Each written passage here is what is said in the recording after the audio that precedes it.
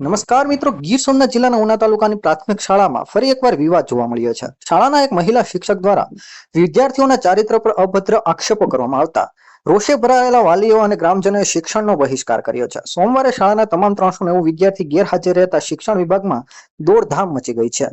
મળતી માહિતી મુજબ ખાપટ પ્રાથમિક શાળામાં ફરજ બજાવતા મહિલા શિક્ષિકા લલિતાબેન વંશે ગત શુક્રવારે ધોરણ 7માં અભ્યાસ કરતી 4 વિદ્યાર્થીની પર ગંભીર અને મર્યાદા બહારના ચારિત્ર્ય લક્ષ્ય આક્ષેપો કર્યા હતા. આ ઘટનાથી ડરી ગયેલી અને વ્યથિત થયેલી વિદ્યાર્થીઓએ ઘરે જઈ વાલીઓને જાણ કરી હતી. ઘટનાની ગંભીરતા જોતા વાલીઓએ સરપંચ પ્રતિનિધિ કાનાભાઈનો સંપર્ક કર્યો હતો. સોમવારે સવારે મોટી સંખ્યામાં વાલીઓ શાળાએ ઉમટી પડ્યા હતા અને આચાર્ય મિલનભાઈ ગૌસ્વામી સમક્ષ ઉગ્ર રજૂઆત કરી હતી. ઘટનાની જાણ થતાં જ કેળવણી નિરીક્ષક હસમુખભાઈ વાઢેર તપાસ અર્થે શાળા પહોંચ્યા હતા. જોકે વિવાદિત મહિલા શિક્ષિકા રજા પર ઉતરી ગયા હોવાનું જાણવા મળ્યું છે. ટીચરને અમે ભણાવવાનું કહે છે તો ટીચર એમ કહે છે કે તમારી માવને જઈને કેવો ભણાવે, અમારા મહિને મહિને પગાર મળી જાય છે. ઈ શિક્ષકની બદલી થશે એ માટે જ અમે અહીંયા છોકરાને ભણવા આવવા નથી દીધા.